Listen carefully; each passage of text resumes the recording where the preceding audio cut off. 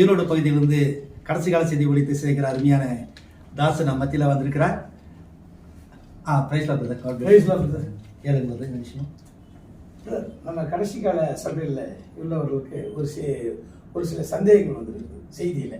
சரி, அதாவது டை போடலாமா, தலைச்சாயம் போடலாமா வேண்டாமா, அது போடுறது சரியா தவறா அப்படின்னு நிறைய பேர் சந்தேகம் கேட்குறாங்க. அதை நீங்க கொஞ்சம் விலைக்கு சொல்லுங்க. எப்படி சொல்லணும்? சும்மா டை போடுறது தப்புன்னு சொன்னா போதுமா, இல்ல சரின்னு சொன்னா போதுமா, எதை வச்சு சொல்லணும்? செய்தியில சொல்லுங்க. செய்தியின் அடிப்படை நம்ம தீர்க்கதரிசி அதை குறிச்சு என்ன சொல்றாரு? அப்ப டை போடுறது சரியா தப்பான்னு நிறைய பேர் கேட்கறாங்க. அதுக்காக நம்ம அந்த பதில் எதிர்பார்க்கிறேன். ஓகே, நம்ம மத்தியில பிரதர் பாஸ்டர் நேசன் அவர்கள் வந்திருக்கிறாங்க. அவங்க ஒரு கேள்வி நம்ம மத்தியில வைத்திருக்கிறார். அதாவது இன்றைய தலைமுறையில அநேகர் தலைக்கு சாயம் அடிப்பது, டை போடுவது, இன்னைக்கு நம்ம மத்தியில ஊழியக்காரர்கள் கூட போடுறாங்க. அதே மாதிரி சில விசுவாசிகள் போடுறாங்க. நம்ம கடைசி கால செய்தி சபையில் இருக்கிறவங்களுக்காக சொல்றேன். இந்த செய்தி கடைசி கால செய்தி இருக்கிறவர்களுக்கு மட்டும்தானே தவிர மற்றவர்களுக்கு கிடையாது. மற்ற சபை, மற்ற ஸ்தாபன சபை, பெந்தோசிஎஸ் அவங்களுக்கு எல்லாம் கிடையாது. நம்முடைய சபையில் இருக்கிற பிள்ளைகளுக்கு மட்டும்தான் இந்த கேள்விக்கான பதில். நான் கூட ஊழிய கடத்துல போகும்போது அநேக இடத்துல இந்த கேள்வி கேட்கறாங்க, இந்த டை போடலாமா வேண்டாமா அப்படின்ட்டு. அதுக்குரிய கேள்வி நம்ம மத்தியில பாஸ்டர் நேசன் அவர்கள் இன்றைக்கு ஒரு ஊழிய சம்பந்தமாக கோயம்புத்தூர் வந்திருந்தாரு. இப்ப நாங்க எங்களுடைய வீட்டுக்கு வந்துட்டு மீண்டுமாக எங்கள் சபைக்கு நாங்கள் அழைத்து கொண்டு வந்தோம். நம்முடைய சபையில இந்த வீடியோ பதிவுக்காக இருக்கும்போது அருமையான ஐயா அவர்கள் நம்ம மத்தியில இந்த கேள்வியை நம்ம மத்தியில கேட்டிருக்கிறார். அதுக்குரிய செய்தியை ஒரு சில நிமிஷங்கள் நம்ம மத்தியில நாம் இப்பொழுது நம்ம பேசுவோம். கர்த்தர் நம்மளை ஆஸ்வதிப்பாராக. செய்திக்காக கடந்து சொல்லுவோம். பெரியமானவர்களே,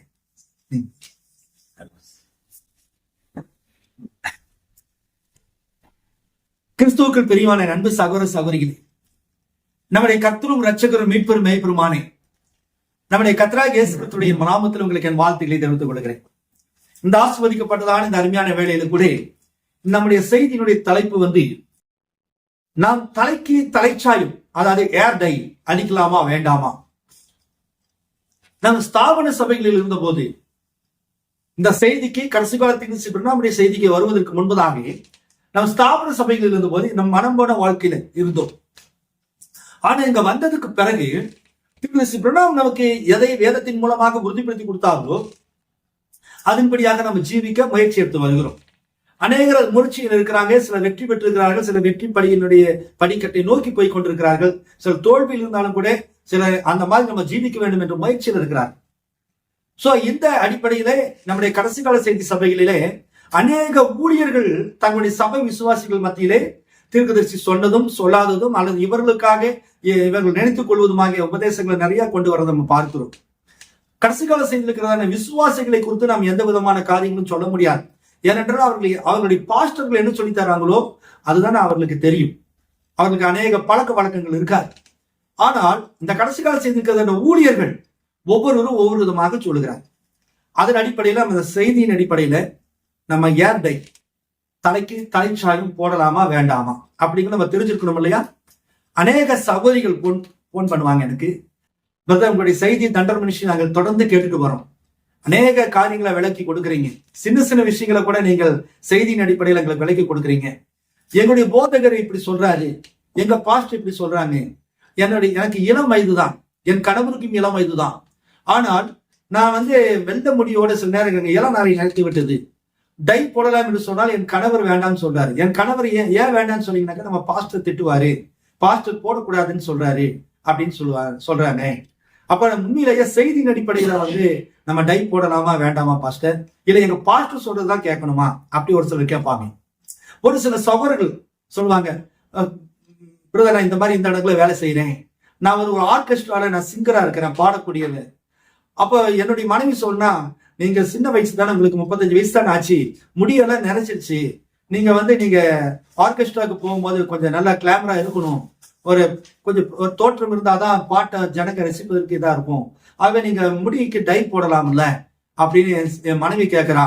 என் பாஸ்டர்கிட்ட போய் கேட்கும் போது, அதிகம் அதெல்லாம் செய்யாதீங்க, ரொம்ப தப்பு, டை போடுறது ரொம்ப தப்பு அப்படின்னு எங்க பாஸ்டர் சொல்றாரு. அப்போ நான் டை போடலாமா வேண்டாமா அப்படி ஒரு சில சகோதரர்கள் இப்படியாக நாங்க களத்துல சந்திக்கணும். இந்த மாதிரியாக நிறைய விஷயங்களை பல பேர் என்ன ஷேர் பண்றாங்க, உள்நாடு வெளிநாடுகள் இருந்தெல்லாம். சோ இன்னைக்கு டை போடுறது இன்னைக்கு நிறைய சின்ன பிள்ளைகளையே முடி நரைச்சிருது. ஆகவே அநேகர் என்ன செய்யறாங்க, டை போடுறாங்க. அப்ப இந்த டை போடுறது சரியா தப்பா, செய்தியின் அடிப்படையில நம்ம பார்க்க போகிறோம். பைபிள் என்ன சொல்றது, செய்தி என்ன சொல்லுகிறது அப்படிங்கிற விஷயத்துல நம்ம பார்க்க போகிறோம். சோ நம்ம தீர்க்கதரிசி செய்தியில நம்ம இருக்கிறதுனால தீர்க்கதரிசி செய்தியில இந்த காரியங்களை நம்ம கொண்டு போகணும். உண்மையிலேயே செய்தியின் அடிப்படையில இதை டை அடிக்கிறது சரியா தப்பான கொண்டு போக முடியுமே தவிர வேதத்துல டை அடிக்கலாம் வேண்டாங்கிறதுக்கு எந்த விதமான பதிலும் இல்லை, வசனங்கள் கிடையாது. பைபிள்ல நகை போடக்கூடாதுன்னு சொல்லப்பட்டிருக்கிறது. பைபிள்ல இந்த மேக்கப் பண்றது, அதாவது அழகுபடுறது, முகத்துக்கு ஃபேஷியல் பண்றது, அதாவது இந்த சாயம் அடிக்கிறது, அப்புறம் கண்களுக்கு மையிடுகிறது, இதெல்லாம் ஜாடமாடியா நிறைய சொல்லியிருக்குது. ஏசபெல்ல முன்னுதாரணமா கொண்டு நம்ம அதெல்லாம் பேசலாம். நகைகள் போடக்கூடாது என்று ஸ்ட்ரிக்டா சொல்லப்பட்டிருக்கு. அதே மாதிரி கவர்ச்சிகரமான ஆடைகள், குறிப்பா பெண்கள் ஆண்களுடைய ஜீன்ஸ் பேண்ட் ஷர்ட் போடுவதை, ஆண்கள் பெண்களுடைய தெரிப்பதையும், ஷார்ட்ஸ் போடுறது, முழங்காலுக்கு மேல ஷார்ட்ஸ் போடுறது, முடி அதிகமாக ஆண்கள் வளர்த்துறது, கவர்ச்சிகரமாக உடம்ப காட்டிட்டு தெரியுறது, இதெல்லாம் தவறு என்று நம்ம பைபிள்லயே நம்ம வாசிக்கலாம். செய்தியில இப்படி நிறைய இருக்கு. உபாகம் 22:5 எடுத்துட்டோம்னா பெண்கள் ஆண்களுடைய பேண்ட் ஷர்ட் போடக்கூடாது, ஆண்கள் பெண்களுடைய போடக்கூடாதுன்னு பகிரங்கமாக வசனம் இருக்குது. இப்படிப்பட்டவர்கள் அருவருப்பானவர்கள் என்று வேற சொல்லும். ஆனா இந்த ஹேர் டைய குறிச்சு பைபிள்ல வசனங்கள் கிடையாது. சரிங்களா? அப்போ நம்ம இதுல எப்படி முடிவு எடுக்கணும் அப்படின்னாக்க, நமக்காக தேவன் ஒரு தீர்க்கதரிசி அனுப்பி வைத்திருக்கிறார். இந்த விசுவாசத்துல நம்ம இருக்கிறோம். இந்த தீர்க்கதரிசி என்ன சொல்கிறாரோ அதன்படி கேட்கிறவன் என்ன செய்வான், ரட்சிக்கப்படுவான் அப்படிங்கிற விசுவாசம் இருக்கிறோம். ஆகவேதான் சொல்றேன், இந்த தீர்க்கதரிசி செய்தி விசுவாசிக்கிறவங்களுக்கு தான் இந்த செய்தியை தவிர தீர்க்கதரிசியில எங்களுக்கு முக்கியம் கிடையாதுப்பா, எனக்கு பைபிள் தான் முக்கியம் அப்படிங்கிறவங்களுக்கு நான் சொல்ல முடியாது. சோ தீர்க்கதரிசி செய்தி முக்கியம் அப்படிங்கிற ஜீவிக்கிறவங்க அந்த செய்தியை, எனக்கு பைபிள் செய்தி இது 2 சிறகுகள், உரைக்கப்பட்ட வார்த்தையும் எழுதப்பட்ட வார்த்தையும் 2 எனக்கு வேணும், இதுதான் ரட்சிப்பு அப்படின்னு யாரெல்லாம் விசுவாசிக்கிறீங்களோ அவங்களுக்காக இந்த செய்தி கொடுக்கப்படுகிறது. குறிப்பாக இந்த கடைசி கால செய்தி விசுவாசிகளுக்கு கொடுக்கப்படுகிறது. கடைசி கால செய்தி ஊழியர்களுக்கு அல்ல. அவங்க எது சொன்னாலும் நம்ம எஸ்னா அவங்க நோம்பாங்க, நோனா எஸ்ஸும்பாங்க, 1னா 2பாங்க, 2னா 1பாங்க. ஆகவே நம்ம ஊழியர்கிட்ட நம்ம போகல.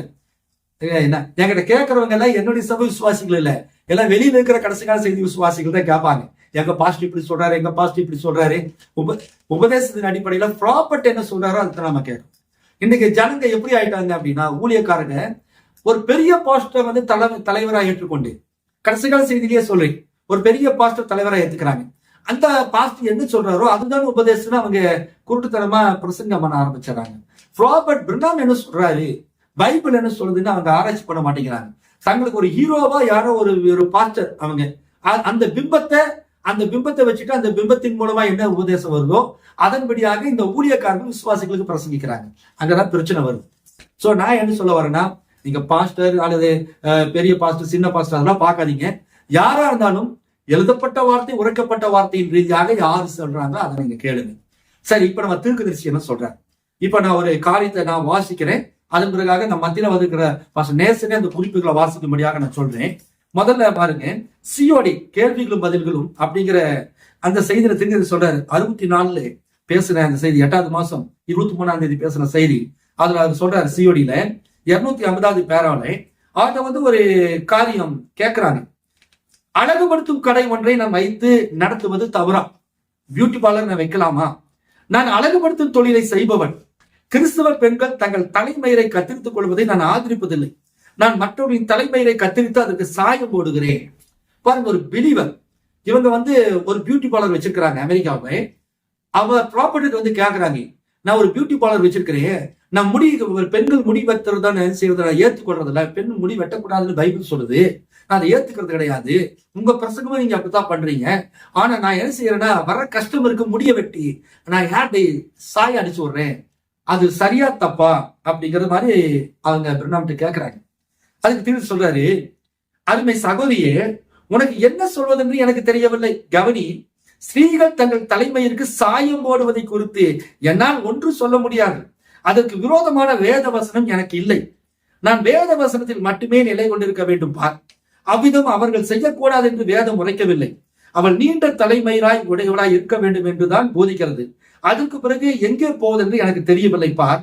அதை குறித்து எனக்கு ஒன்றும் தெரியாது. அப்ப அவர் சொல்றாரு அந்த பெண்ணிட்ட, சகோதரிய நீ கேட்ட கேள்வி கரெக்ட் தான்.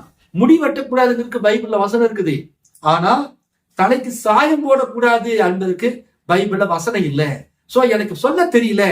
பாருங்க, ஒரு பெரிய ப்ராபர்ட், ஒரு பெரிய தீர்க்கதரிசியே பைபிள்ல சொல்லாதுன்னு எஸ்ஆர் நோ சொல்றதுக்கு எனக்கு தெரியல அப்படின்னு சொல்றாரு.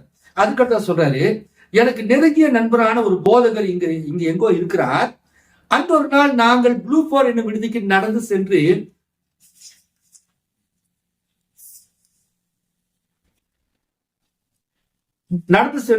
உணவு அருந்தினோம். அவர் என்னிடம், பாருங்க இப்போ பாஸ்டர் தொடர்ந்து படிப்பார், அது வாசிங்க அந்த ஃபர்ஸ்ட் 2வது பேஜ்ல 2nd பேஜ்ல. என் மனைவி அவர் என்னிடம் என் மனைவி உமக்கு முன்னால் வர வேண்டும், உமக்கு முன்னால் வர வேண்டும், வெட்கப்படுகிறாள், முன்னால் வர வெட்கப்படுகிறாள் என்றார். அவள் பரிசுத்தமுள்ள தேவபக்தியுள்ள ஸ்திரீ, நற்பண்பு கொண்டவள், பாட்டியாகிவிட்டாள். அவள் நல்லவள், சுத்தமுள்ளவள். உண்மையிலேயே என் மனைவிக்கு இவள் மேல் அலாதி பிரியம். அவள் இங்கு உட்கார்ந்து இருக்கிறாளோ என்று எனக்கு தெரியாது. அவள் இங்கு இருக்கிறாள் என்று நினைக்கிறேன். அவளுடைய கணவர் இங்கு இருக்கிறார் என்று நான் நினைக்கிறேன். அவள் என்னிடம், உங்கள் பிரசங்கத்தை கேட்ட பிறகு அவள் தலைமயிரை நீளமாக வளர்க்க தொடங்கிவிட்டாள். அது சரி என்று அவள் அறிந்து கொண்டாள். பாருங்க, பிரணாமுடைய அந்த பிரீச்சிங்க கேட்ட உடனே உண்மையிலேயே பெண்கள் முடிய வெட்டக்கூடாது, முடிய வளர்த்தணும் அப்படிங்கிறது தெரிஞ்சிருச்சு. ஆகவே அவ வளர்த்து தொடங்கினா, என் ஒய்ஃபு முதல்ல பாப் கட்டிங் பண்ணிருப்பா, ஷார்ட் ஹேர் வச்சிருப்பா அப்படின்னு சொல்லிட்டு நெக்ஸ்ட் அவர் சொல்றாரு, அது சரி என்று அவள் அறிந்து கொண்டாள். ஆனால் அவள் தலைமயிருக்கு சில சாயங்கள் உபயோகித்து வந்தாள்.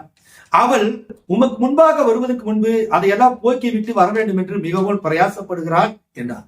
பாருங்க, அந்த சகோதரி அவங்க ஹேர் கட் பண்றதை நிறுத்திட்டாங்க, முடி வளர்த்த ஆரம்பிச்சிட்டாங்க. ஆனா அவங்களுக்கு என்னன்னாக்க ஹேர் டாய் கலர்ஸ் அடிக்க ஆரம்பிச்சிட்டாங்க.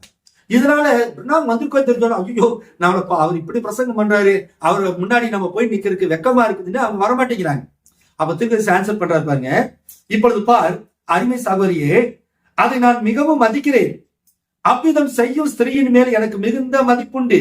சில ஸ்திரீகள் தங்கள் தலைமயிரை எல்லா விதங்களிலும் அலங்கரித்துக் கொண்டு உங்கள் கால்களில் துப்பி கர்ப்பம் கொண்டவர்களாய் எந்த மரியாதையும் கொடுக்காமல் நடக்கின்றனர். இயேசு அவர்களுக்கு, நீங்கள் எதை செய்தீர்களோ அதை எனக்கே செய்தீர்கள் என்றார். பாருங்கள், உன் மனப்பான்மையாய் நான் மதிக்கிறேன், அதற்காக தேவன் உன்னை ஆசீர்வதிப்பார். அவர் சொல்றாரு, நிறைய ஊழியக்காரர்களை கர்வத்தோட பெண்கள் மிதிக்கிறாங்க, காலில் மிதிக்கிறாங்க.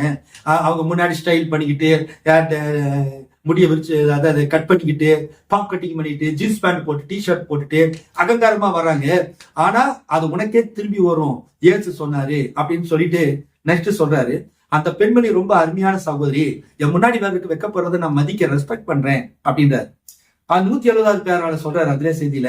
ஆனால் சகோதரியே, தலைமயிருக்கு சாயம் போடும் விஷயத்தில் எனக்கு ஒன்றும் தெரியவில்லை. அதை வேத வசனத்தை கொண்டு என்னால் ஆதாரப்படுத்த முடியாது. எனவே அது உன்னை பொறுத்தது பார். அதை நீ செய்ய விரும்பினால் அதனால் எனக்கு ஆட்சேபனை ஒன்றுமில்லை. எனக்கு தெரிந்த வரையில் என் சபையில் அந்த வழக்கம் கிடையாது. நீ செய்ய விரும்பினால் வேதத்தில் இல்லாத எந்த ஒன்றும் நல்லது. நீ அது உன்னை பொறுத்த விஷயம் பா. ஆனால் என் ஆலோசனை உனக்கு தருவேன் பார். எனக்கு தெரிந்த வரையில் அழகாய் காணப்பட வேண்டும் என்பது ஸ்திரீயின் இயல்பு என்று உனக்கு தெரியும். அவள் அந்த விதமாக இருப்பதாக கருதப்படுகிறாள். பாருங்க, ப்ராபர்ட் என்ன சொல்றாரு, பைபிள்ல வசனம் எதுவுமே இல்லை, நீ டை அடிக்காதே, நீ கலர் அடிக்காதங்கிறது பைபிள்ல வசனம் இல்லை. ஆனால் இந்த சபைக்கு என்னுடைய கூடாரத்துக்கு என்ன இல்லை, அந்த பழக்கம் இல்லை அப்படின்றார்.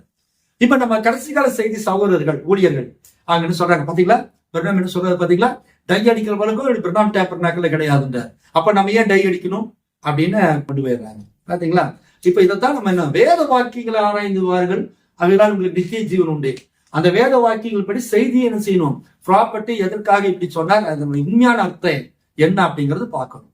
அதுக்குதான் பரிசுத்தாவி வேணும். எழுத்தின்படியா அப்படியே படிச்சுட்டு போனோம்னாக்க சில விஷயங்கள் தெரியாது. அப்ப அந்த இடத்துல அவர் என்ன சொல்றார் அப்படிங்கிறது நமக்கு வேணும். தீர்க்கதரிசி ஒரு செய்தியில, அந்த செய்தி இதெல்லாம் இன்னொரு நாளைக்கு இந்த பக்கங்கள் சொல்றேன். பொதுவா செய்தி இருக்கிற எல்லாத்துக்குமே தெரியும். ஒரு சகோதரி சொல்றாங்க, நான் குடும்ப கட்டுப்பாடு ஆபரேஷன் பண்ணிக்கொள்ளலாமா அப்படின்னு கேட்கறாங்க, ஒரு பிலிவர்.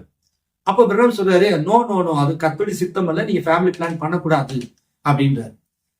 கொஞ்ச நாள் கழிச்சு இன்னொரு சகோதரி வராங்க. அந்த சகோதரி கேட்கறாங்க, நான் குடும்ப கட்டுப்பாடு ஆபரேஷன் பண்ணணும்னு இருக்கிறேன், தாராளமா பண்ணுங்க, போய் பண்ணிக்கிங்கன்றாங்க. என்ன விஷயம்னாக்கு, இந்த அம்மா குடும்ப கட்டுப்பா ஆரோக்கியமான சரீரமா இருந்து ஃபேமிலி பிளான் குழந்தை வேண்டாங்கிறதுக்காக பண்றதுனால தேவனுடைய சித்தத்தை மாத்தக்கூடாது, ஃபேமிலி பிளான் பண்ணக்கூடாதுன்னு திருவிழா சொல்லிடுறாரு. ஆனா இன்னொரு சகோதரி வரும்போது அந்த அம்மாவுடைய கர்ப்பப்பையில புற்றுநோய், அந்த அந்த கர்ப்பப்பையவே ரிமூவ் பண்ணணும், ஆபரேஷன் பண்ணி மறுபடியும் குழந்தை உண்டாச்சுனாக்கா அதுக்கு பிரச்சனை வந்துடும். அதனால நீ ஃபேமிலி பிளான் பண்றது தப்பு இல்லை அப்படின்னு நான் சொல்றேன். அப்ப பாருங்க, ஒரு இடம் பொருள் அதற்காக ஏன் இங்க சொல்லப்பட்டது, ஏன் தீர்க்கதரிசி இங்க அனுமதிச்சா ஏங்க தீர்க்கதரிசி அனுமதிக்கல அப்படிங்கிறது பார்க்கணும். இதை மட்டும் பிடிச்சிட்டு ஆபரேஷன் பண்றது தப்புன்னு ஒருத்தர் சொல்லக்கூடாது, இதை பார்த்துட்டு ஆபரேஷன் எல்லாம் பண்ணலாம் அப்படின்னு ஒருத்தர் சொல்லக்கூடாது. இந்த இடத்துல இந்த அம்மாவுக்கு அந்த ஆபரேஷன் பண்ணிட்டு அந்த அம்மா செத்து போயிடுவாங்க. ஆகவே உயிர் ஜீவன் வேணும், அதற்காக நீங்க என்ன செய்யலாம், ஆபரேஷன் பண்ணலாம், அது விதிவிலக்கு. அந்த அம்மா குழந்தை வேண்டாம் அல்லது குழந்தை அழகா இருக்கணும். அமெரிக்கால ஏன் ஃபேமிலி பிளான் அதிகமா பண்ணுவாங்கனாக்க, ஒரு குழந்தைக்கு மேல 2 குழந்தை பெற்றாச்சுன்னா அழகு போயிடும், அழகு குறைஞ்சு போயிருக்கிறதுக்காக வேண்டி ஃபேமிலி பிளான் பண்ணுவாங்க. ஸோ தீர்க்கதரிசி அதைத்தான் தப்புன்னு சொன்னார். அதனால இந்த அம்மாவுக்கு உயிர் போயிடும், அதனால பண்ணலாம். அதனால ஃபேமிலி பிளான்ங்கிறது தப்பு தான், பட் அது யாருக்கு பண்ணலாம்ங்கிற ஒரு விதி விலக்கு இருக்கு. பாத்தீங்களா, ஸ்திரீகள் வேலைக்கு போற விஷயத்துல திருப்பி சொல்றாரு, ஸ்திரீகள் வேலைக்கு போகவே கூடாதுன்னு தான் சொல்றாரு. ஆனா ஒரு ஆப்ஷன் கொடுக்கிறாரு, உங்கள் கணவர் ஊனமுற்றவராகவோ அல்லது வேலையை சரியான வருமானம் இல்லாத சூழ்நிலையில உங்களுக்கு மிகவும் நீங்க உணவுக்கே இல்லாம நிறைய கடனாய் போச்சுனாக்க, ஒரு ஸ்திரீ வேலைக்கு, நல்ல ஒரு வேலைக்கு, ஒரு நியாயமான வேலைக்கு நீங்க போய் குடும்பத்தை காப்பாத்துறது தப்பு இல்லை அப்படின்னு தீர்க்கதரிசி மகள் கூட வேலைக்கு போயிருக்கிறாங்க. அந்த ஆப்ஷன் அங்க வச்சிருக்கிறாரு. ஆனால் தீர்க்கதரிசி சொல்லிட்டாருன்னு பேக்க தூக்கிட்டு வேலைக்கே உடனே வேலைக்கு போலாம் அப்படிங்கிறது வந்துடக்கூடாது. அங்க ஒரு ஆப்ஷன் கொடுக்குறாரு, ஸ்திரீகள் வேலைக்கு போக கூடாது, ஆனா இந்த விஷயத்துல அவங்க வேலைக்கு போகலாம் அப்படிங்கிறாரு. அப்ப அதைத்தான் நம்ம பகுத்தறியணும், அதுக்கு நமக்கு பரிசுத்த ஆவியான வேணும். சரி, இப்ப நம்ம இங்க சொல்றாரு, பிரணாமணி கூடாரத்துக்கு அந்த வழக்கம் இல்லை. அந்த அம்மா என்ன செய்யறாங்க, அந்த ஹஸ்பண்ட் சொல்றாரு, என் மனைவி என்ன செய்யறா, அந்த முடிய வளர்த்துறா, ஆனா என்ன செய்யறா, சாயங்கள் கலர்ஸ், இந்த இடத்துல சாயங்கள் கலர்ஸ் அப்படின்னாரு, கலர்ஸ் அடிச்சுக்கிறா அப்படின்னாரு. பிரணாம் சொல்றாரு, ஆனா சகோதரி, தலைமைக்கு சாயம் போடும் விஷயத்தில் எனக்கு ஒன்றும் தெரியவில்லை, அதை வேத வசனத்தை கொண்டு என்னால் ஆதாரப்படுத்த முடியாது, எனவே அது உன்னை பொறுத்ததுவா, அதை நீ செய்ய விரும்பினால் அதனால் எனக்கு எந்த ஆட்சேபனையும் ஒன்றுமில்லை, எனக்கு தெரிந்த வரையில் என் சபையில் அந்த வழக்கம் கிடையாது அப்படின்றார், என்னுடைய டேபர்நாக்கில் கிடையாது அப்படின்றார். சரி, இதை நீங்க இப்படி மைண்ட்ல வச்சுக்கோங்க. இப்போ கேமராவை திருப்பி இன்னொரு பாயிண்ட்டுக்கு நம்ம போவோம். இப்போ பேஜ் 1 நான் ஏன் ஸ்தாபிக்கப்பட்ட மார்க்கத்துக்கு விரோதமாயுள்ளேன் அப்படிங்கிற செய்தியில வாசிங்க, 214 பேரா வாசிங்க. உங்களுக்கு தலைமையில் இல்லாமல் இருந்து நீங்கள் டோப்பா அணிய விரும்பினால் அது சரிதான். ஆனால் மானிடரை போல் தோற்றமளிக்கும் ஒன்றை அணிந்து கொள்ளுங்கள். உங்கள் விரல்களில் நகங்கள் இல்லாமல் இருந்து நகங்கள் அணிந்து கொள்ள விரும்பினால் பீன்ஸ் போன்ற நீளமான ஒன்றை நீங்கள் அணிந்து கொள்ள வேண்டாம். போன்ற நீளமான ஒன்றை அணிந்து கொள்ள வேண்டாம். உண்மையான விரல் நகங்களையே அணிந்து கொள்ளுங்கள். இவைகள் உங்களுக்கு இல்லாமல் இருந்தால் அப்படி செய்வது சரிதான். உங்களுக்கு பற்கள் இல்லாமல் இருந்தால் அவர்கள் செயற்கை பற்களை உண்டாக்குகின்றனர். அவைகளை வாங்கிக் கொள்ளுங்கள். ஆனால் உங்கள் பற்கள் சற்று கோணலாக உள்ளன என்பதற்காக தேவனால் அளிக்கப்பட்ட அந்த நல்ல பற்களை பிடுங்கிவிட்டு செயற்கை பற்களை வாங்கி அணிந்து கொள்ளாதீர்கள். உங்கள் தலைமையிற்கு கவனிங்க, உங்கள் தலைமை இருக்கும் சாயம் பூசிக்கொண்டு சேற்றிலிருந்து எழுந்து வந்தது போல தோற்றமளிக்காதீர்கள். அப்படி செய்ய வேண்டாம். அப்படி பாருங்க, இப்ப ப்ராபர்ட்டி சொல்றாரு, உங்கள் தலைக்கு என்ன செய்யணும், நீங்க சாயம் அணிஞ்சு அப்ப சேத்துல தலை விட்டு எடுத்துட்டு வந்த மாதிரி வராதீங்க.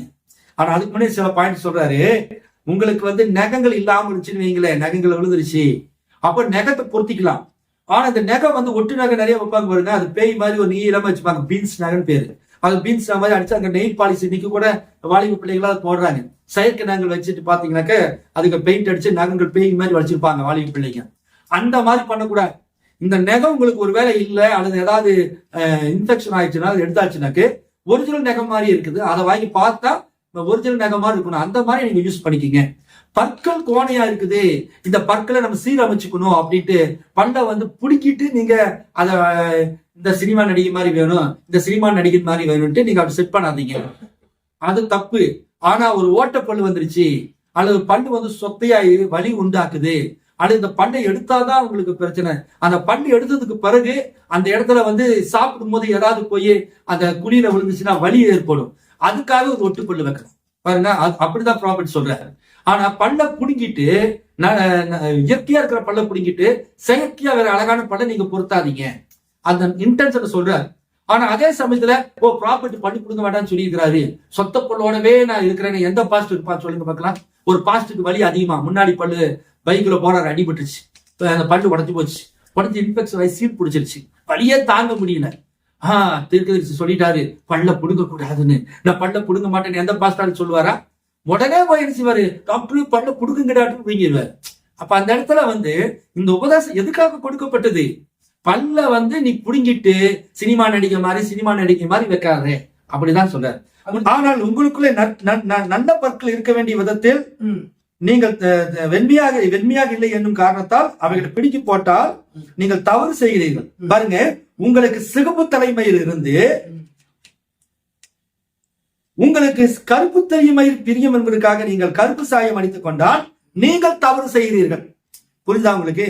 இப்போ ஒருத்தர் நல்லா பாத்தீங்கன்னாக்க முடி வந்து சிவப்பா இருக்கும், சில ஆண்களுக்கு பாத்தீங்கன்னா சில பெண்களுக்கு என்னக்கும் செம்பட்டையா இருக்கும். அப்ப செம்பட்டையா இருக்கும், சிலருக்கு கோல்டன் கலர் போட்டு நம்ம இந்தியாவில, வெளிநாட்டுல எல்லாத்துக்கும் மேக்சிமம் அப்படி இருக்கும். அப்ப அவங்க வந்து பிளாக் ஹேர் வேணும் அப்படின்னு அதை வந்து நீங்க மாத்துனீங்கன்னா அது தப்பு, அங்க தவறு செய்கிறீர்கள். அப்படித்தான் நான் நினைக்கிறேன் அப்படின்னு சொல்லிட்டு நீங்க அப்படித்தான் நினைக்கிறேன். ஆனா முக்கியமான காரணம் என்னவெனில் அதுக்கு ஆதாரமாக வேதத்தில் எந்த வசனமும் இல்லை. ஆனால் தலைமையினை கத்திரிக்கிக் கொள்ளக்கூடாது என்று நிறைய வசனங்கள் உள்ளன. எனவே அது சரியா என்று நாம் உறுதிப்படுத்திக் கொள்ள விரும்புகிறோம். நீங்க வந்து இந்த மாதிரி சிவப்பு முடியா இருக்குது கருப்பா மாத்திரம் அப்படிங்கறத தப்பு நான் சொல்றேன். பட் பைபிள்ல ஸ்கிரிப்சர்ல கிடையாது அப்படின்றார். பாத்தீங்களா, ஸ்கிரிப்சர்ல கிடையாது அப்படின்றார். சரி, இப்ப இதெல்லாம் வச்சு நம்ம டை அடிக்கலாமா அப்படிங்கிற காரியத்துக்கு நம்ம வந்தோம் அப்படின்னாக்கு, ப்ராபர்ட் என்ன சொல்றாருன்னா, நான் ஏன் ஸ்தாபிக்கப்பட்ட மார்க்கத்துக்கு விரோதமா என்ன செய்தியில 216 பேர் கடைசி 4வது லைனை படிங்க. கடைசி உங்கள் தலைமையிற்கு உங்கள் தலைமையிற்கு நிறம் இல்லாமல் இருந்து அதற்கு நிறம் பூசினால் அதனால் பரவாயில்லை.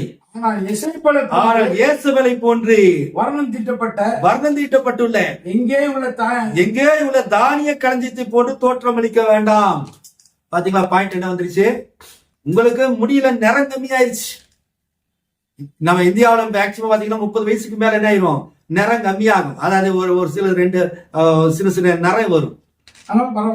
அதனால என்ன செய்யலாம், டை அடிச்சுக்கலான்ற. புரியுதா உங்களுக்கு? அதனால ஒன்றும் இல்லை. ஆனால் இயேசுவை போல நீங்க ஏதோ தானிய களஞ்சியத்துல போய் ஒரு தடை விட்டு எடுத்துட்டு வந்தா எப்படி இருக்கும், கலரா இருக்கும் பாருங்க, அந்த மாதிரி கலர் டை தான் ஒரு வேண்டாண்டார். நம்ம இந்தியன் பீப்புள்ஸுக்கு ப்ராப்பர்ட்டியுடைய அந்த இதே கோணமே தெரிய மாட்டேங்குது, ஆங்கிள். அங்க அமெரிக்காவுல அங்க டை அப்படின்னாக்க கலர் டை. அதாவது இன்னைக்கு நம்ம இந்தியாவில செய்யற இந்த கலாச்சாரம், நீங்க ரோட்ல போனீங்கன்னா பசங்க பச்சை கலரு, மஞ்சள் கலரு, ஆரஞ்சு கலரு, இப்படி கலரா அடிச்சிருப்பாங்க, கோல்டன் கலரு. அதுக்குன்னே பியூட்டி பார்லர்ல வச்சிருக்காங்க கோல்டன் ப்ளீச்சிங், என்னென்னமா பேர் இருக்கும், சில்வர் ப்ளீச்சிங்லாம் இருக்கும். சில்வர் மாதிரி, கோல்டு மாதிரி, அப்படி பேய் மாதிரி முடிய முன்னாடி விட்டுட்டு, இப்பி விட்டுட்டு, பொம்பளை மாதிரி முடி வளர்த்துட்டு, ஸ்க்ரோல் பண்ணிட்டு, காதுல கடுக்கான் போட்டுட்டு, கையில வந்து 10 கயிறுகளை சுத்திக்கிட்டு, ஒரு 4 மோதிரம் போட்டுட்டு, அந்த மண்டையோடு மாதிரி தலையை டாலர் போட்டுக்கிட்டு இப்படி திரிவானுக்கு பாத்தீங்களா? இதைத்தான் அவர் இயேசுவை போல நீ இருக்க வேண்டாம், ஒரு ஆணா இருந்தாலும் பெண்ணா இருந்தாலும் இந்த மாதிரி கலர் டை அடிக்காதே.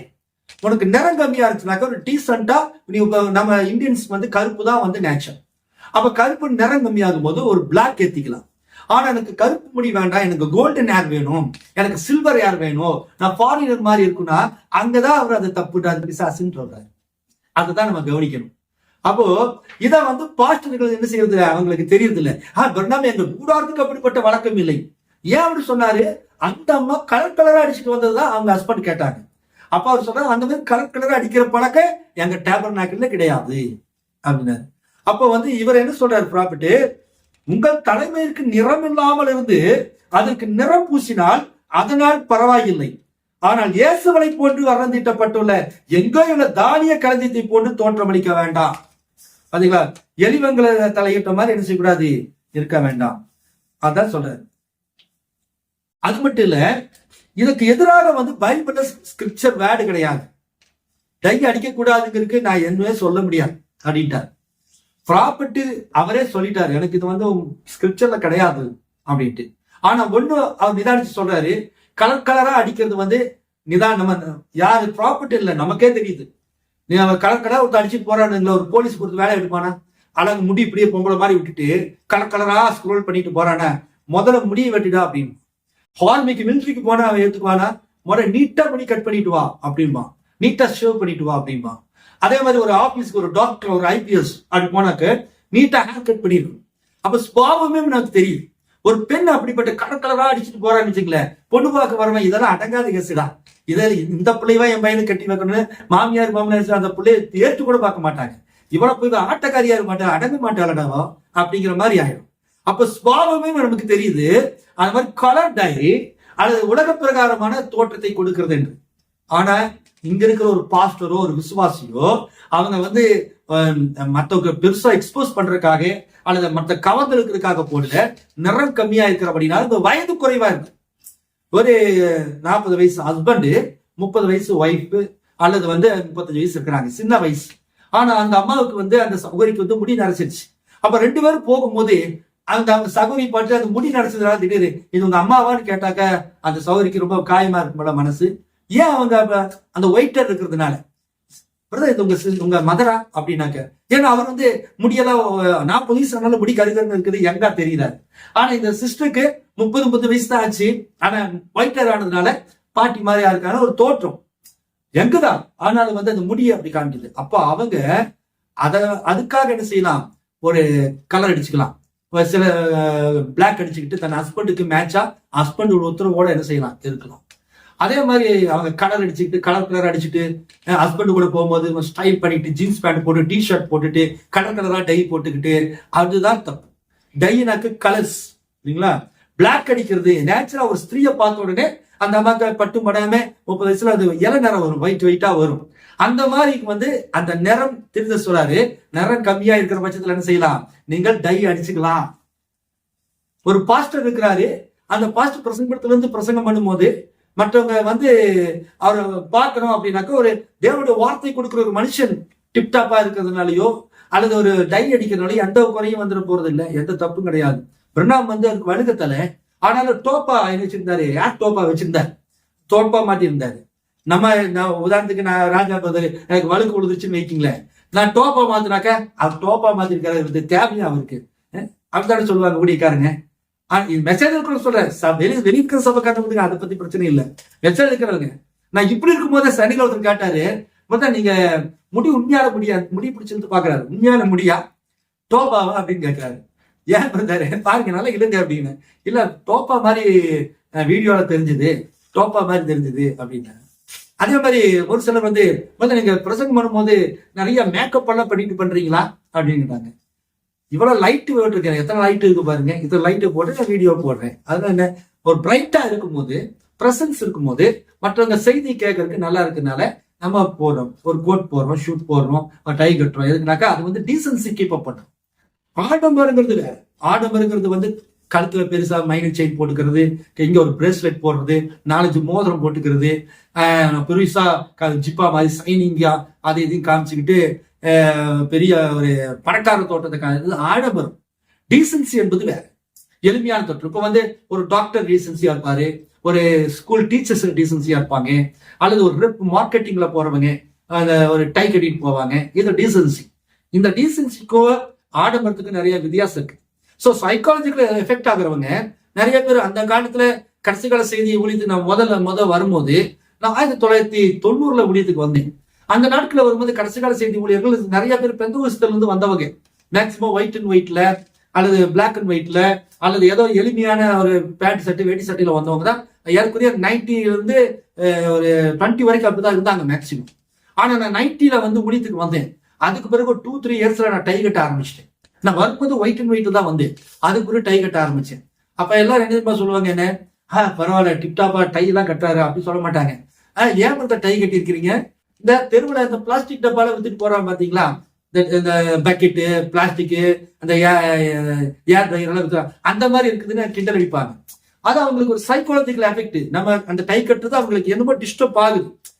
ஏன்னா அவங்களுக்கு அது கட்டுறக்கூடிய தைரியமோ பலனோ கிடையாது. அப்ப நம்ம கட்டணும்னா ஏதோ ஒரு வகையில நம்ம காயப்படுத்துறதுக்காக அவங்க சொல்றாங்க. ஆனாலும் 30 வருஷமா நான் அதை மாறவே இல்லை. இன்னைக்கு பாத்தீங்கன்னா கடைசி கால செய்தியில அநேக டை கட்டி இருக்கிறாங்க.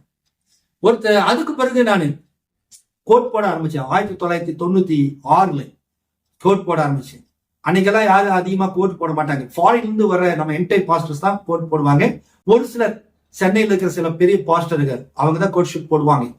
அப்போ நான் வந்து ஊழியத்தின் ஆரம்பத்துல எனக்கு மேரேஜ் ஆகல. முத நான் கோட் ஷூட் போட்டு வீடியோ எடுத்து அப்படிதான் பண்ணேன். அதை வந்து இவன் ரொம்ப ஆடம்பரம் பண்றான், பெரிய பந்தா பண்றான் அப்படி எல்லாம் சொன்னாங்க. இன்னைக்கு நிறைய பாஸ்டருக்கு நம்ம என்டைம்லயே வந்துட்டு கோட் ஷூட் போடுறாங்க. நான் இதை சந்தோஷப்படுகிறேன். ஒரு ஊழியக்காரன் என்ன செய்யணும், தேவனுடைய வார்த்தை கொடுக்குறவன் நல்லா ப்ரெசென்ட் பண்ணணும், நீட்டா இருக்கணும். அதுதான். அதை வந்து குறை சொல்லியோ ஒரு மாசங்களுக்கு முன்பதாக திருநெல்வேலியில் ஒரு போதகர் பேசுறார், கோட் சூட்டு போட்டவனால ஃப்ராட், அவனை எல்லாம் நம்ப கூடாது, கோட் சூட்டு போடுற ஊழியக்காரன் எல்லாம் ஃப்ராடு, எளிமையா இருக்கணும் அப்படின்னு பேசினார். எளிமையா இருக்கணுங்கிறது வெறும் சாதாரண ஒரு வெள்ளச்சட்டை போட்டு வெள்ளை பேட்டு போறதுல எளிமை கிடையாது. திருப்பூர்ல ஒரு பாஸ்டர் 7வது முத்திரையை உடைக்கிறேன்னு சொல்லிட்டு 1995 தானே இந்த 7ஆம் தூதனுக்கு மேல எனக்கு ஒரு ஊழியம் கொடுக்கப்பட்டிருக்குது, நான் தான் 7ஆம் தூதன் சொல்லிட்டு ஒருத்தர் இருந்தார். அது எங்க போனாலும் அடுக்கு சட்டையால தான் போவார். எம்எஸ்சி படிச்சிருக்கிறார், திருப்பூர்ல இருந்தார். நான் 7வது முத்திரை உடைக்கிறேன் 1995. பழைய ஆட்களுக்கு தெரியும், இப்ப இருக்கிற ஆளுன்னு தெரியாது. கடைசியில அந்த முத்திரையும் உடைக்கல. அந்த அன்னைக்கு டிசம்பர் 25 ஃபங்க்ஷன் வச்சாங்க, 7வது முத்திரை உடைக்கிறேன்ட்டு வெக்கப்பட்டு போனார். எப்படியோ விழுந்து இன்னைக்கு அவர் முகவரி இல்லாம கடைசி கால செய்தியில் அவர் இல்லை. அவரை பார்த்து எல்லாம் சொல்லுவாங்க, எம்எஸ்சி படிச்சிருக்கிறாரு, ஆனாலும் ரொம்ப எளிமையா இருக்கிறாரு, சட்டை பேண்ட் அயன் கூட பண்ணாம இருக்கிறாரு, பல்லு கூட வளர்க்க மாட்டாருங்க. நானும் அவர் ஊழியத்துக்கு நாங்க போகும்போது அவர் பல்லு கூட வளர்க்க மாட்டாரு. அவரை எளிமை, நாங்க அது எளிமையில் அது அசுத்தம் பாருங்க, அது அசுத்தம். ஒரு ஊழியக்காரன் அப்படி இருக்கக்கூடாது. சட்டை சும்மா அயன் பண்ணாம போடுறது, சாதாரணமா போட்டுக்கிறது, இன் பண்ணாம போறது, அதெல்லாம் சிம்பிளிசிட்டி நினைக்காதீங்க. சிம்பிளிசிட்டி உள்ளத்துல இருக்கு.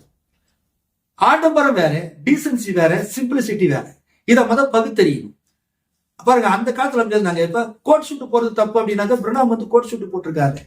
ஒரு செய்தியில் அவர் சொல்றாரு, ஊழியக்காரங்க நல்லா காஸ்ட்லி கோட் ஷூட் போடணும், அது ஏன்னா சீக்கிரம் அது கிழிஞ்சு போயிருது, வேர்த்து ஊழியக்காரங்க நிறைய வேர்க்கும், அவன் நீங்க கிஃப்ட் பண்ணும்போது நல்ல கோட் ஷூட்டுகளை வாங்கி கொடுங்க அப்படின்றார். இவர் அந்த செய்தியெல்லாம் படிக்கிறது இல்லை. கேட்டாங்க பிரணாம் அமெரிக்கன், அவன் கோட் ஷூட் போட்டாரு, நீ அப்படியா? அப்படிப்பட்ட நீ பேண்ட் ஷர்ட்டே போடக்கூடாது, நீ இந்தியன் எப்படி வேட்டி சட்டை தான் கட்டிருக்கணும். பிரணாமுக்கு சொந்த வீடு கிடையாது, ஆனா இன்னும் சொந்த வீடு கட்டி இருக்கிறார். பிரணாமுக்கு எத்தனையோ காணிக்கு வந்துச்சு, சொந்த வீடு கட்ட சொல்லி அவங்க முடியவே முடியாதுட்டார். சபக்கார் தான் சொந்த வீடு கட்டி கொடுத்தாங்க, அது அவர் போகவே இல்லை. ஆனா இன்னைக்கு நீ என்ன செய்யற, உன் சொத்து எல்லாமே பெரிய பெரிய வீடு கட்டிக்கிற. பிரணாம் பத்தி சொல்ற, அந்த வீடு கட்டிக்கிற. நீ செத்ததுக்கு பிறகு அந்த சொத்து ப்ராப்பர்ட்டி சர்ச்சு இடத்துல எங்க போகுது, உன் பிள்ளைங்க பேர்ல தான் போகுது. சர்ச்சுக்கு நான் மறைச்சதுக்கு பிறகு சபைக்கு உபயமா எழுதி வைக்கிறேன், சபை இதை எடுத்துக்கொள்ளும் அப்படின்னு அந்த பத்திரமே என்ன பண்றீங்க, எனக்கு பிறகு என்னுடைய வாரிசுக்கு பசங்களுக்கோ பிள்ளைங்களுக்கும். அப்ப தீர்க்கதரிசியை வந்து ஃபாலோ பண்றனாக்க எல்லா விஷயங்களும் ஃபாலோ பண்ண இல்லையா? அப்ப டை போடுறது தப்பு அப்படின்னாக்க இது பைபிள்ல வேத ஆதாரம் கிடையாது. அதாவது ப்ராப்பர்ட்டி ஒரு காரியத்தை சொல்றாரு. இதை வந்து பாருங்க, தன் பிள்ளைகளை பாஸ்டர்கள் வந்து மிக அதிகமாய் படிக்க வைப்பாங்க. ஃபாரின் கூட அனுப்பிச்சு டிகிரி மேல டிகிரி. பாஸ்டர் கம்மியா படிச்சிருப்பாரு, கஷ்டத்துல இருந்து வந்திருப்பாரு. சபையில் இருக்கிற விசுவாசிகள் ஆரம்ப பணிக்கு கூட போகி முடியாத சூழ்நிலை இருக்கிற அந்த தம்பதிகள், அந்த பிள்ளை வச்சிருக்கிற தம்பதிகள் வந்து தசவா காணிக்கை கொடுக்குறாங்க பாருங்க. அந்த காணிக்கைகளை இந்த பாஸ்டருக்கு வாங்கி வச்சுக்குவாங்க. தன்னுடைய பிள்ளைகளை விசுவாசிகள் வந்து கார்பரேஷன் ஸ்கூல்ல படிக்குங்க, ஆனா பாஸ்டர் பிள்ளைங்க எங்க படிக்குதுங்க, கான்வென்ட்ல படிக்குது. இவங்க கொடுக்குற அந்த காசு அங்க இருக்கிற பெயிண்டர்கிட்ட, அங்க இருக்கிற ஆட்டோக்காரங்கிட்ட, அங்க இருக்கிற கார்பெண்டர்கிட்ட, அங்க இருக்கிற சுண்ணாம்பு அடிக்கிறவங்கிட்ட, அங்க இருக்கிற ஸ்வீப்பர்கிட்ட வாங்குற தசவாகத்தை தம் பிள்ளைகளை கான்வென்ட்ல படிக்க வைக்கிறார். தப்பு சொல்ல வரல, படிக்க வைக்கட்டும். ஆனா திருப்பதி சொல்றாரு, கல்வி திட்டங்கள் யாரால் உண்டானது, பிசாசினால் உண்டானது இல்லையா? 7 முத்திரையில் வெளிப்பாட்டுல முதல் முத்திரையில சொல்றாரு, கல்வி யாரால் உண்டாச்சா, பிசாசினால் உண்டாச்சுன்றார். எந்த ஊழியக்காரர் இதை ஏத்துக்கிறீங்க? பிசாசால் உண்டாக்கப்பட்ட கல்வி உன் பையனுக்கு எதுக்கு நீ கொடுக்குற? அப்போ நம்ம இங்க என்ன சொல்றீங்க, உண்டானதுதான். ஆனா உலகத்துல இருக்கும் போது நம்ம அதை பயன்படுத்துறதுல இருக்குது. நம்ம ஆண்டவரை தான் கனப்படுத்தணும் சொல்றீங்க இல்லையா? அவன் ப்ராஃபிட் சொல்றாரு இல்லையா, நம்ம உலகத்துல நம்ம பிறந்துட்டோம், இங்க கல்வி நமக்கு அவசியம். ஆனா கல்வி தேவன் அல்ல, அதை பிசாசுரால் உண்டாச்சுங்கிறது தெரிஞ்சுக்குங்க அப்படின்றார். தன் பிள்ளைங்க அவர் படிக்க வச்சார். அப்போ குருட்டா போக்குல பண்ணக்கூடாது, பேசக்கூடாது. அது வேதத்திலயும் இருக்குது. கல்வி சாத்தான உண்டாச்சுங்கிறது வேதத்திலயும் இருக்குது இல்லைங்களா? இதுக்கு எத்தனை ஊழியக்கார நீங்க கீழ்படுறீங்க? உங்களுடைய பிள்ளைகளை கான்வென்ட்ல படிக்க வைக்கிறீங்க, ஹையர் ஸ்டடி கொடுக்குறீங்க, நிறைய பீஸ் கட்டுற ஸ்கூல் எதுன்னு பார்த்து கொடுக்குறீங்க, வெஹிக்கிள் வாங்கி தரீங்க. உங்க பிள்ளைகள் சுடிதார் போடக்கூடாது நீங்க பேசுறீங்க. ஆனா உங்க ஸ்கூல்ல யூனிஃபார்மே சுடிதார் கொடுக்கும் போது அதை அனுப்பிச்சு வைக்கிறீங்க. சுடிதார் போற பிரசங்க பேசுறீங்க. ஆனா உங்க பிள்ளைகளுக்கு என்ன செய்யறீங்க, அந்த சுடிதாரை போட்டு ஸ்கூலுக்கு அனுப்புறீங்க. அது இல்லையா? ஏன் விசுவாசிகள் அதை கேட்கறதுக்கு பயப்படுறாங்க?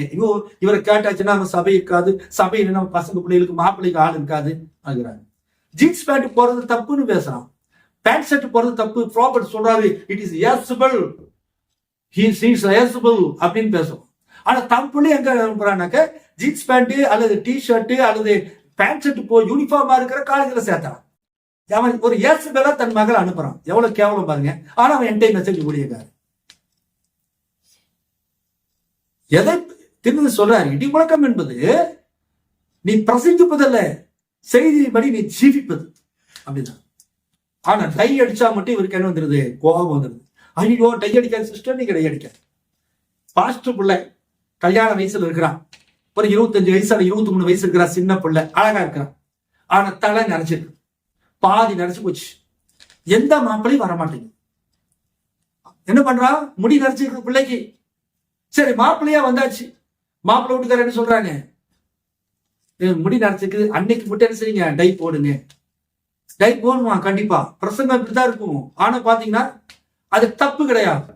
ஒரு வாலிப சகோதரி திருமணத்துக்கு இருக்கிறா, அவளுக்கு முடி நிறைச்சிருக்குது, அவளுக்கு திருமண வாழ்க்கை அமையணும், ஒரு ஜீவன் அவளுக்கு வேணும், அதுக்காக அவள் டை அடிக்கிறா. நிறம் கம்மியா இருக்குது, அந்த நிறத்தை ஏத்துறது தப்பு இல்லைன்னு ப்ராஃபட் சொல்ற. ஆனா நீ விசுவாசிக்கு நீ காலை முடி நிறைச்ச சாக வரைக்கும் கிளவியாவே இரு.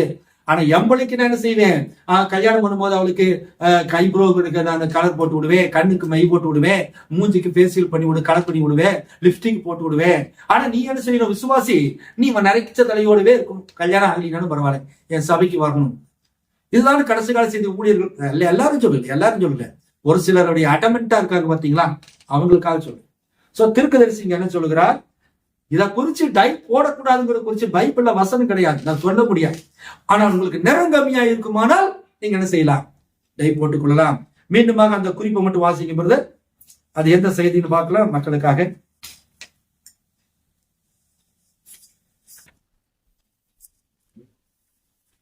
தூசரமான நாமங்கள், அத முதல்ல வாசிங்க.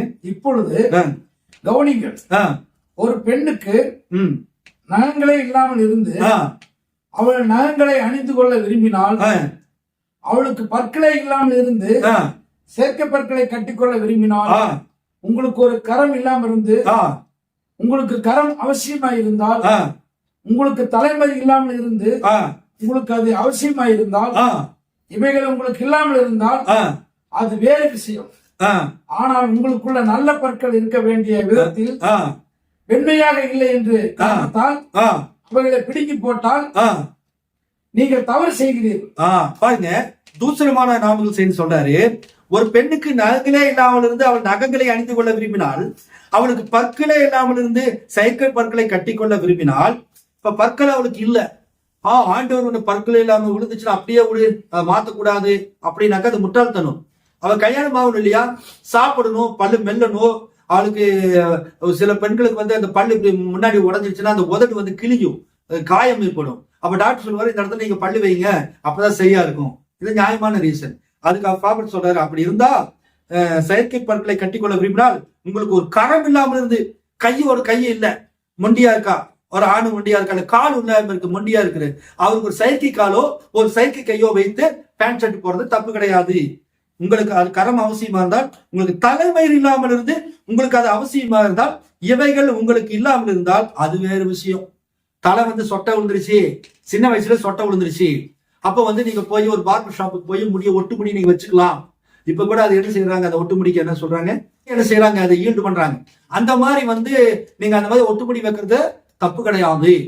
உங்களுக்கு தலையில முடி இல்ல, பனி பட்டா ஜலதோஷம் பிடிக்கும், வெயில் பட்டா மண்டை சூடு ஏறிடும், அப்போ ஒரு டோப்பா முடியோ ஒரு விக்கோ வச்சேனே இல்ல, தப்பு கிடையாது. அது வேறு விஷயம். ஆனால் உங்களுக்குள்ளே நல்ல பற்கள் இருக்க வேண்டிய இடத்தில் வெண்மையாக இல்லை என்ற காரணத்தால் அவைகளை பிடுங்கி போட்டால் நீங்கள் தவறு செய்கிறீர்கள். உங்களுக்கு சிகப்பு தலைமையில் இருந்து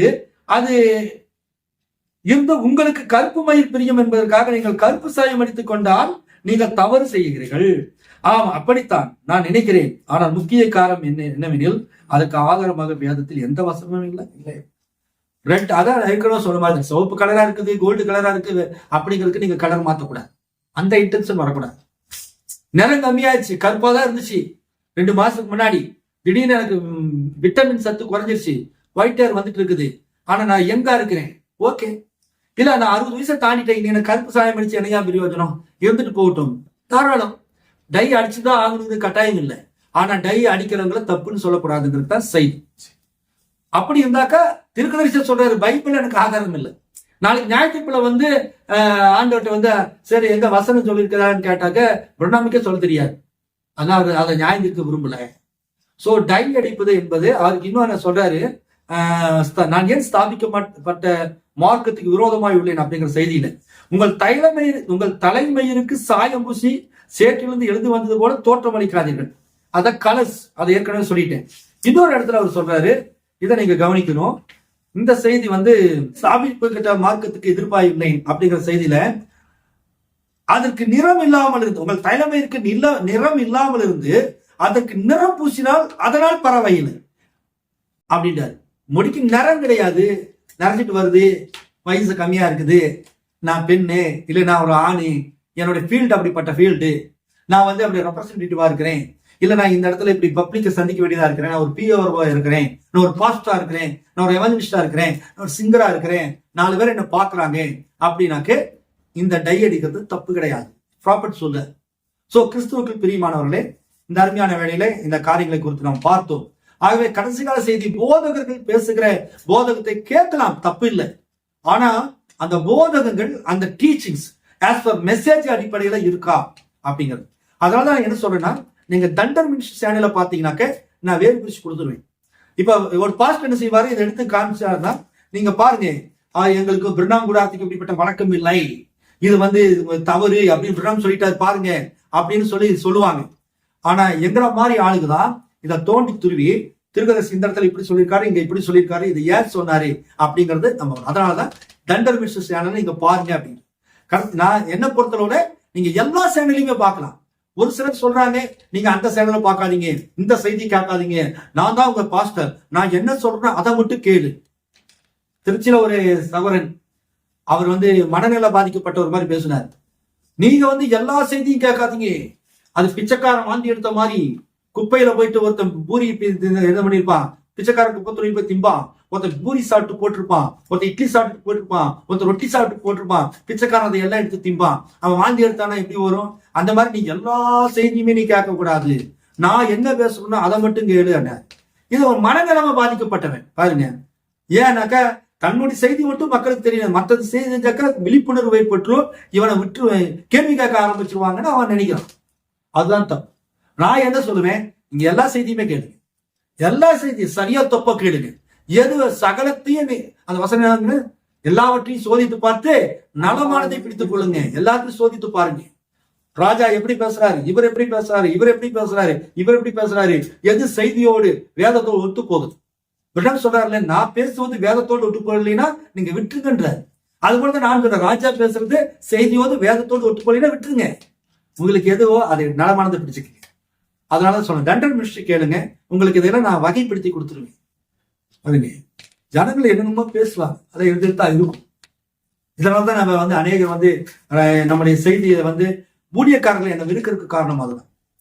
ஒரு ஊழியக்காரர், ஒரு சிலர் நிறைய பேர் கடந்த மாதங்களில் கூட சில காரியங்களை விசத்தமாக கக்கினார். அவர் ஏன் தெரியுமா இப்படி எல்லாம் பண்றாரு, மீட்டிங் அடிக்கடி போடுறாரு, நிறைய பாஸ்டர்களுக்கெல்லாம் காசு கொடுக்குறாரு, சாப்பாடெல்லாம் போடுறாரு, காசு எங்கிருந்து வருது, அடிக்கடி வெளிநாடு போயிட்டு வராரு, அங்கிருந்து சம்பாதிச்சுட்டு வராரு, நிறைய காணிக்கைலாம் வாங்கிட்டு வராரு. இது ஒரு சிலர். இன்னொரு சிலர் என்ன சொல்றாங்க, யூடியூப்ல அவர் மெசேஜ் போடுறாரு, நிறைய அவருக்கு பணம் வருது, யூடியூப்காரன் நிறைய கொடுக்குறான், அதை வச்சு அவர் பண்றாரு அப்படின்னு. இன்னொரு சகோதரர் என்ன சொல்றாங்க, அவரே வீட்டுல 6-7 நாய் வளர்த்துறாரு, நாய் குட்டி போடுது, ஒரு குட்டி 25,000 ரூபாய்க்கு விற்கிறாரு, அதுல வந்துதான் இவர் இதெல்லாம் நடத்துறாரு. நாய் என்ன வாரத்துக்கு ஒரு குட்டியா, வாரத்துக்கு 10 குட்டியா போட்டு இருக்கு நாய். அதை எங்களுக்கு தான் எதை சொல்லணுங்கிறதே தெரியல. ஊழியக்காரன் எதையோ ஒண்ணு அடிச்சு விடுறது, எதையோ ஒண்ணு. அதெல்லாம் விட்டுருவோம். எந்த செய்தியாளனா இருந்தாலும், எந்த ஊழியக்காரனா இருந்தாலும், அவர் சிறிய ஊழியக்காரனா இருந்தாலும், பெரிய ஊழியக்காரனா இருந்தாலும், தேவனுடைய வார்த்தையின்படி செய்தியின் அடிப்படையில பகுத்தறிஞ்சு உங்களுக்கு கொடுக்குறாங்களா? ஒரு ஆளை மட்டும் நீங்க கவனிச்சுக்கீங்க. எந்த ஒரு செய்தியாளனும் என்னுடைய செய்தியை மட்டும் கேளு, நீ வேற எந்த செய்தி கேட்காத அப்படின்னு எவனாவது சொன்னா அவன் கள்ள போதுன்னு தெரிஞ்சுக்கணும். உண்மையான செய்தியாளர் ஒரு கடையில ஒரு மளிகை கடைக்காரர் இருக்கிறான், அல்லது ஒரு மாவு கடை இருக்குது, அல்லது ஒரு மெட்டீரியல் ஏதாவது செல் பண்றாங்க. அவனை போகும்போது அவன் உண்மையாலுமே கரெக்டான பொருளா இருந்தா தெரியுமா சொல்லுவான், நீங்க விலையை பாருங்க, நல்ல பொருள் இல்லைன்னா நீங்க 10 கடை ஏறி இறங்கிட்டு இது பிடிச்சிருந்து, இது விலை கம்மி, இது நல்ல குவாலிட்டினா வந்து பாருங்க அப்படிமா. ஆனா இன்னொருத்த என்ன பண்ணுவா தெரியுங்களா, மோசமான எப்படியாவது வளைச்சு பிடிக்கணும்னு இருக்கு, 10,000 ரூபாய் சொன்னதை கடைசியில 2,000 ரூபாய்க்கு கொடுத்துட்டு போவான். ஏன்னா அது டூப்ளிகேட். ஒரிஜினல் விற்கிறவன் செய்ய மாட்டான், வளைச்சு கொடுக்க மாட்டான். அப்படின்னா நீ 10 கடை ஏறிட்டு வாய பார்க்கலாம், கடைசியா அங்க வா அப்படின்பான். அது மாதிரி ஒரு உண்மையான செய்தியாளர் என்ன செய்வான், நீ 10 செய்தியில கேட்டுவான், அந்த 10 கடை செய்தியில கேட்டுட்டு என் செய்தி உனக்கு டச் ஆச்சுன்னா எடுத்துக்கோ, இல்லைன்னா விட்டுரு அப்படிமா. அதுதான் நான் சொல்றேன். நீங்க எல்லா செய்தியுமே கேளுங்க, இந்த தண்டர் மினிஸ்ட்ரியை தொடர்ந்து கேளுங்க, உங்களுக்கு நிறைய வாய்ப்புகள் இருக்கும். கர்த்தர் உங்களுக்கு நிறைய காரியங்களை விலைக்கு கொடுப்பார். இந்த விஷயம் சின்ன விஷயம் தான், டை அடிக்கிறது. ஆனாலும் அது இவ்வளவு விஷயமா நான் உங்களுக்கு பேசுறேன். சின்ன சின்ன விஷயத்த கூட தண்டர் மினிஸ்ட்ரியில நம்ம போட்டிருக்கணும். ஆகவே இந்த ஊழியக்காரங்க இந்த டை அடிக்க கூடாதுன்னு சொல்லுவாங்க. ஏன்னா இவங்களுக்கு எதிரான யாரோ ஒரு நபர்கள் டை அடிச்சிருப்பாங்க, எதிரான ஊழியக்காரர் டை அடிச்சிருப்பாங்க. அதை எரிச்சல் ஊட்டுறதுக்காக டை அடிக்கிறது பிசாசும். ஆனா இவனுடைய மனைவிக்கு என்ன பண்ணிருப்பான் தெரியுமா, கழுத்துல செயின் தாலி கட்டியிருப்பாரு, பிள்ளைகளுக்கு லோலாக்கு வாங்கி கொடுத்துருவாரு, நகை போட்டு கல்யாணம் பண்ணிப்பாரு. ஸ்தாபனங்கள பொண்ணு மாப்பிள்ளை எடுக்கிறது ஆவிக்குரிய விபச்சாரம் என்று வேதம் சொல்லுகிறோம். ஸ்தாபனங்களை பெண் எடுக்கிறது கொடுக்கிறது ஆவிக்குரிய விபச்சாரம் பண்ணுது. ஆனா ஊழியக்காரங்க அதை செய்யறாங்க. ஆனவர்களுக்கு டைல என்ன வந்துருது, சோ பெரிய மாணவர்களே, நீங்க யாராவது கருப்பு டை அடிக்கிறீங்கன்னா அதுல தப்பே கிடையாது. இயற்கை நம்ம இந்தியன்ஸ்க்கு பிளாக், அந்த பிளாக்கை கலரா மாத்துறது, சில்வரா மாத்துறது, கோல்டா மாத்துறது தான் தப்பு. கலர் சிரிக்க கூடாது. பட் பிளாக் டை அடிக்கிறது தவறு கிடையாது. ஏதாவது உங்களுக்கு மேற்கொண்டு கேள்விகள் இருக்குமான கமெண்ட் பாக்ஸ்ல நீங்க போடுங்க, அல்லது இந்த டிஸ்பிளேல பாக்குற இந்த செல் நம்பருக்கு கான்டாக்ட் பண்ணுங்க. ஊழியக்காரர்களா இருந்தா இதுக்கு விரோதமா நீங்க வீடியோ கூட போடுங்க, ராஜா சொல்றது தப்பு அப்படின்னு நீங்க செய்தி கூட போடுங்க. சரியா தான் நான் ஏற்றுக்கொள்றேன். கர்த்தர் உங்களை ஆசீர்வதிப்பாராக. ஆமென். Praise the lord. கர்த்தருக்கு ஸ்தோத்திரம். அருமையான சகோதரர் ராஜா பிரதர் எல்லாம் கேட்ட கேள்விக்கு அருமையான ஒரு பதிலை சொன்னார். தீர்க்கதரிசி செய்தியிலிருந்தும் வேதத்திலிருந்தும் தெளிவாக எடுத்து கொடுத்தார். தண்டர் மினிஸ்டர் அவர் சிறு ஒரு செய்தியை கேட்டால் கூட மிக தெளிவாக அது ஜனங்களுக்கு போய் சேர, அருமையான விசுவாசிகளுக்கும் மற்ற ஊழியக்காரர்களுக்கும் ஒரு தெளிவாக அதை போட்டிருக்கிறார், அதை சொன்னார். அதையெல்லாம் புரிந்து கொள்கிற அளவுக்கு நல்லா நீட்டாக அதை செய்தியிலிருந்து எடுத்து கொடுத்திருக்கிறார். உண்மையாலுமே அது தீர்க்கதரிசி சொன்னது தான் அவர் சொல்லியிருக்கிறார். இதை மாற்று கருத்து வேற அங்கு ஒன்றுமே கிடையாது. அருமையாக அதுக்கு விளக்கம் கொடுத்திருக்கார். கர்த்தருக்கு ஸ்தோத்திரம் உண்டதாக.